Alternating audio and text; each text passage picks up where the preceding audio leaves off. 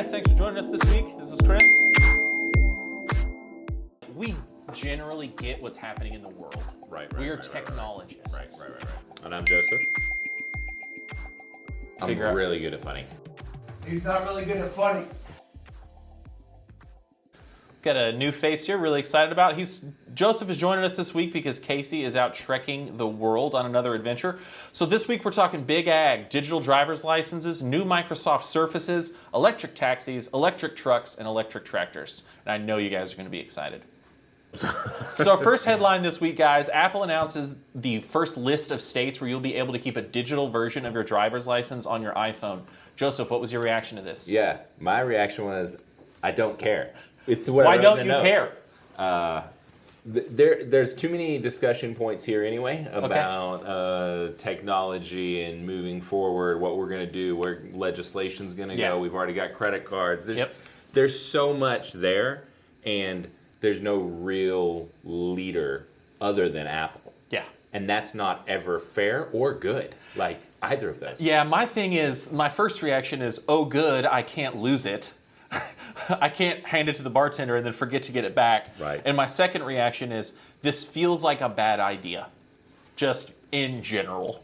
Obviously, this information already exists in the cloud, right? Your driver's license only holds information about you that already exists out there. But having it all in one centralized place with your face and with the barcode gives me a little bit of the heebie-jeebies.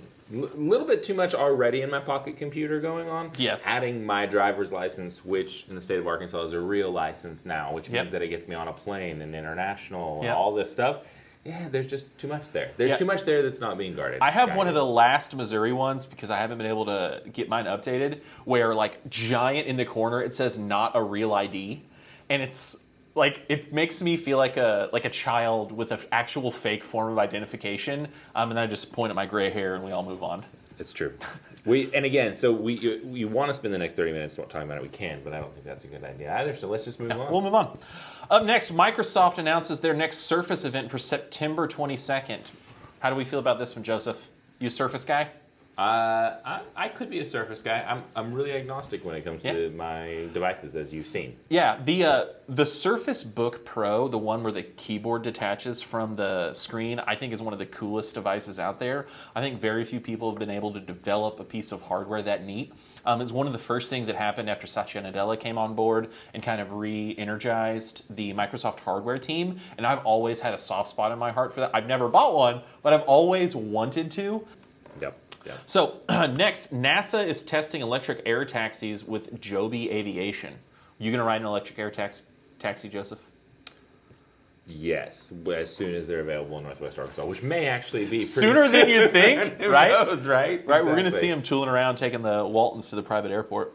Yeah, the experience that we have tells us that the innovation here is not necessarily in the aerodynamics, but is in the battery, right? Exactly, and right. So what I'm thinking about more is the safety and the expectations that are going to be coming in the coming years as that stuff progresses. Right? Yeah, it's one of those things where, you know, we really care about electric vehicles, we really care about automation and the movement of humans around our world. This is another place where it's getting a little more serious. We don't really know how that's going to work out yet, and I think that's really exciting to see where this comes to fruition later. But seeing NASA jump in the waters with a private company is pretty exciting. Right. So the idea with NASA jumping in, there was a couple of pieces that were mentioned in this particular article that it's not just NASA is jumping in, so like, oh, now it's a big deal. Yeah. But some of the specific areas that they were talking about, the performance and the acoustics and things like that, really indicate that we're allowing that market to push forward in some of the technology advances,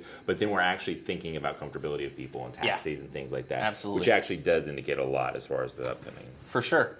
For sure. Next up, we've got an announcement on DJI's next smartphone gimbal that it might include a telescoping selfie stick. You're going to be first in line for that, Joe? Can't wait for a telescoping selfie stick. Who doesn't need another selfie stick? Who doesn't need 2002 again? I do. I mean, I feel like for approximately 5 Christmases in a row, my mom got me a selfie stick earnestly. Like, not even like jokingly, like earnestly, she got me a selfie stick. not, you know, that's it. it's funny because you probably used it. I'm sure I did. And you were happy that you got it every year because you lost it within a month. Without as well, a doubt, it was in the back of some like 85 Tercel that got totaled. And from the selfie perspective here, I will say I wasn't big on the selfies and never did much selfie performance, but I like it, right? The selfie stick that the one time I did use the selfie stick was Corona and getting married, and I needed to take some pictures with friends, but I could only be outside and very far away from them, and so selfie sticks came in quite handy. I'm never going to complain about a selfie stick. Well, thanks for that heartwarming, sad story to bring it all around, Joseph. I really appreciate it. Look here, you got to have both sides of the coin, and absolutely. They think it's fake. I get it, man. I get it. It makes sense. Next up, we've got MotorTrend getting to spend some time with Rivian's electric adventure truck in detail. Are you on the electric truck bandwagon? What'd you think about this Rivian show reveal? Yeah, there's some questions I have. Yes, I'm on the truck bandwagon, and as we know, I'm on the EV bandwagon. Yeah, we all are. Well. Lofty is. That's trademark what we do. But I'm curious. Actually, you're going to drop all the links in. Yeah, drop all these they'll be in the links description. In our description. Right. So go watch the video. The video is just overwhelmingly positive. Right. Yeah. There's no doubt that that's legitimate, but my question is, how much of it is still tied up in just the novelty of EVs in general, right? There's still so much novelty around it. Everyone that we talk to knows nothing about it, but is still excited about it. Yeah. And how much of that is a legitimate performance review or something beyond the make and model of like, hey, this is a truck instead of a car. Yeah, I think that's... So Rivian as an example is an industry outsider with some ties to the industry and financing that is, not one of the traditional big three or even one of the traditional old world companies that's really pushing the envelope here on electric trucks. And that's kind of I don't want to say the final frontier, but it's the next frontier that we've got to get to is large, heavy, bigger, still needs to be able to have productive range, but also might need to pull a trailer or work on a job site. And that's a different thing than a Tesla Model S. Yes. It's a completely different thing. A different set of engineering challenges nonetheless, but a completely different thing than what Tesla has. And a technology that's actually better suited for it, right? Yeah, probably. The video, worth watching the Rivian video, describes the nature of the four-wheel drive, and that is a much better fit. In fact, that kind of is the other thought that I have around it, is that we really are looking at groups of companies, groups of individuals who can actually start from scratch. You're not talking about the big car names having to re-engineer everything that they've got. Yeah. And so because of that, I want to see what that actually looks like when it moves into something like fleet experiences and pulling things, working. And one of the places where I think this will be most interesting is, Ford's already announced their response with their new all-electric take on the F-150, and I think it's going to be really interesting to see how the other large automakers respond, and if this gains traction, or if it's just more vaporware in the EV space. Yep. Another one that caught our eye this week was John Deere moving into autonomous tractors with the robot startup acquisition. This wasn't in the last couple of days, but it's something that's kind of bubbled to the surface here lately that's really associated closely with how productive Big Ag has become. And kind of this turn from what you guys knew as your mom and dad's farm, maybe your grandma and your grandpa's farm, into the farms of the future, and John Deere is kind of leading the way. Were you able to catch up on that story this week? Yeah. I was actually going to pull a quote directly from, which I think it was the CEO of Bear Flag Robotics, who was purchased by John Deere, and this was what struck my fancy, was his commentary. Bear Flag's mission to increase global food production and reduce the cost of growing food through machine automation is aligned with Deere's, and we're excited to join the Deere team to bring autonomy to more farms. And I guess the reason that struck me is that they're no longer aligned; they're the same entity. Yeah. And we see a lot of VC work what we do. And my consideration is we already know some of the broad strokes for farming and ag as technologists just broadly. Yeah. That direction may or may not be aligned with where Bear Flag was initially intending to go. And so my question in these types of scenarios is a little bit more around those broad strokes, I think. So I'm curious to see how this plays out. I'm very excited about this. John Deere had already had automation in their tractors, right? Exactly. All of us know somebody whose family farm or family farm corporation had kind of Pac-Man combines or a lot of stuff like that, where you're just sitting in the air conditioning cabin not doing anything all day because the route's already been planned, because it was planned when those same combines or whoever the planting machines were dropped those seeds in the ground. They're just flying flight patterns, right? Just like planes coming in on a landing strip. And so this is just I see this as an iterative progress for John Deere. They've already kind of said this was happening. Right. And that acquisition was just kind of another step in the right, I'm going to say right, but the future direction for Deere. The way that the industry's going. Yeah. The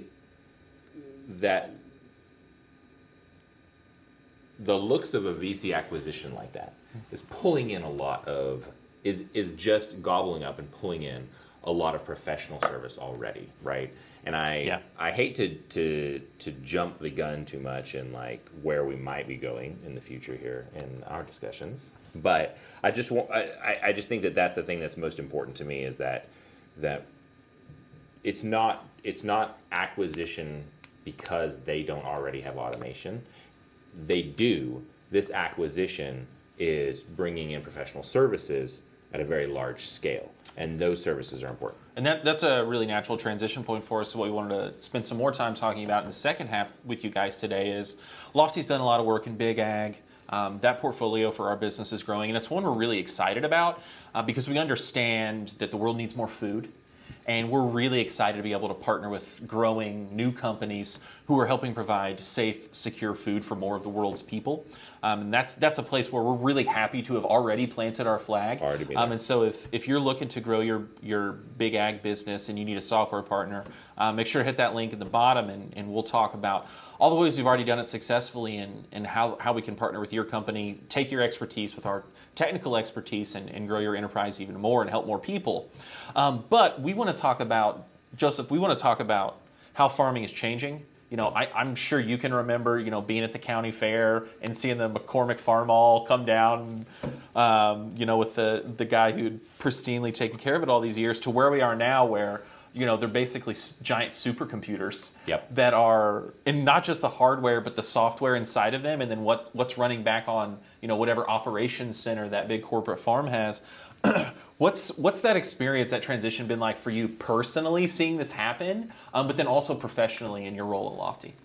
Yeah, so some of that personal experience shift would focus on one of the big kind of headlines, which is the aggregation of farms, right? Yeah. So growing up in a very rural environment, there were many families that were all farmers. Yeah. They were sustenance farmers, but then they were row crop for a portion that produced for them monetarily. So seeing that, I would have watched that actual experience of them being aggregated into larger bricks of farms.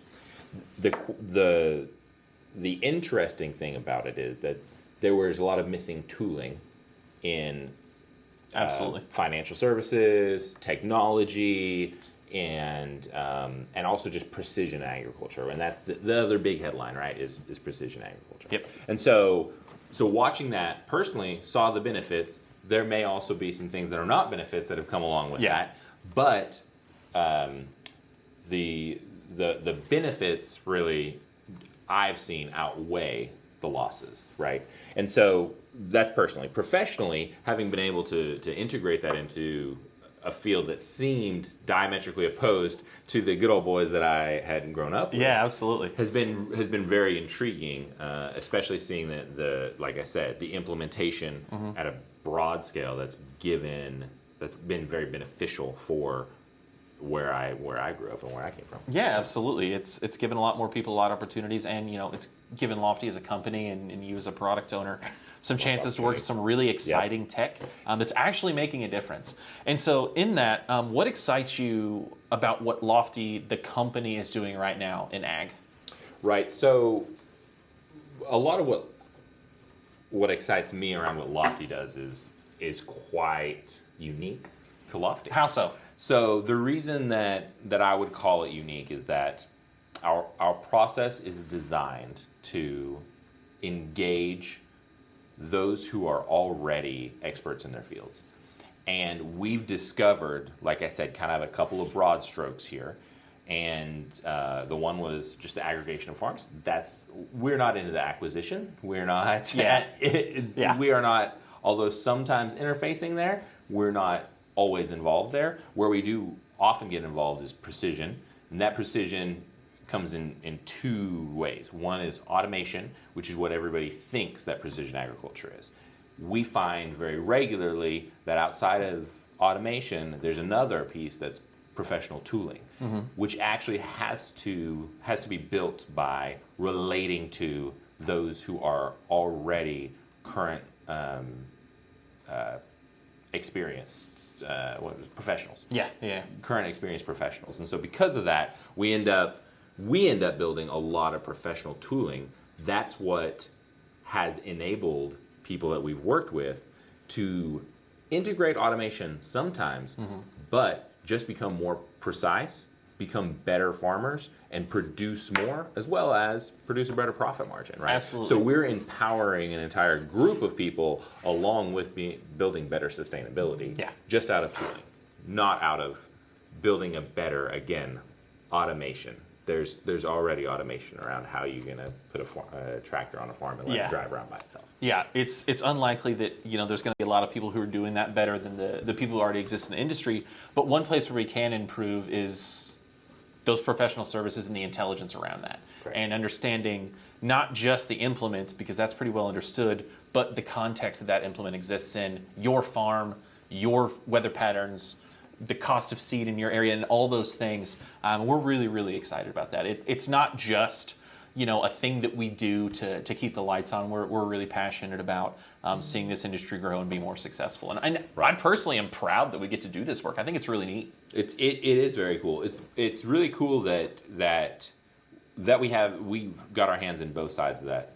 Of that, what I would say both sides of that equation. One would be the interaction with professional services, but then also being able to touch the technology of it and help actually change the face of what's being done, right? It's really, really cool. So thinking then big picture again, taking a half step back from where we are and what we're really excited about, thinking about farming over the horizon, if you will, what are some things that, as we kind of thoughtscape 5, 10, 15, 20 years from now, that you see coming as an expert in this field, having some experience here working with our partners, what is something that you see coming in the future for farming that you're really excited about? I think I've already kind of, again, dropped some seeds. I might have already started talking about some of those things.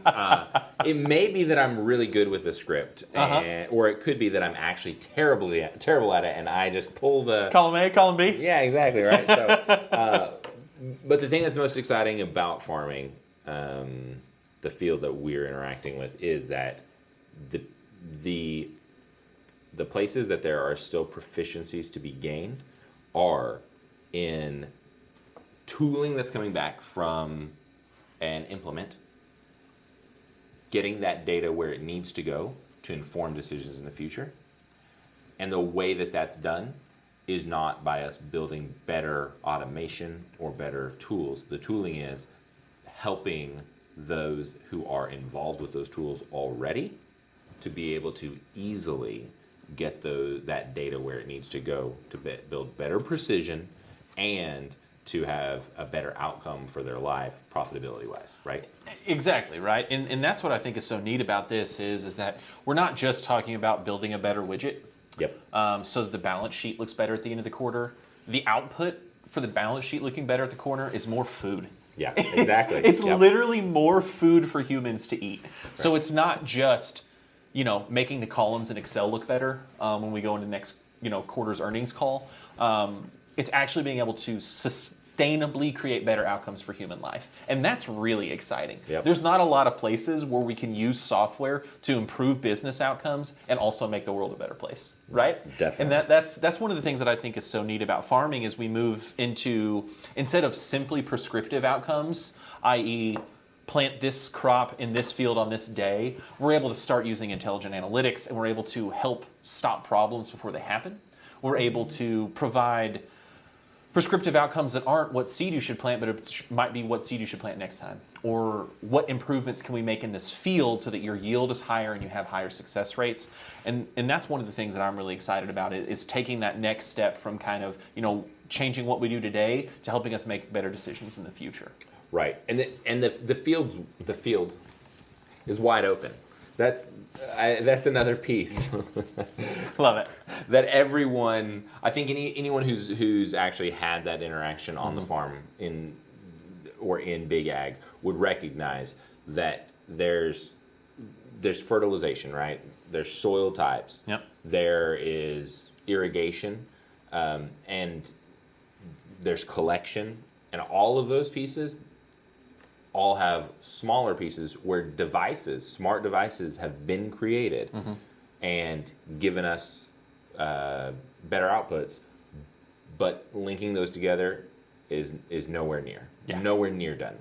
There's a big field out in front of us for us to do that. So that's where it's exciting. That's what looks good for us at Lofty, is being able to help build that precision with all of those systems. Yeah, we can do that. It's really exciting. And so if that's you guys, if you're ready to take your farming operation, your big ag company from here to there, and you're ready to get a partner that helps you see around the corner into the future, we think Lofty is that partner. So we'll go ahead and leave our contact info along with the links to all of our stories here in the comments today. Joseph, I want to say thank you for joining us today. Oh, thanks for having me. Absolutely. You have filled Casey's seat well, so next time you come back, make sure your shirt's just as cool, or we'll be irate. But make sure you guys like and subscribe. We'll see you again next week. And if you've got any comments or thoughts or feedback, make sure to leave it down in the comment section below. And we're looking forward to seeing you guys then. Thanks for coming.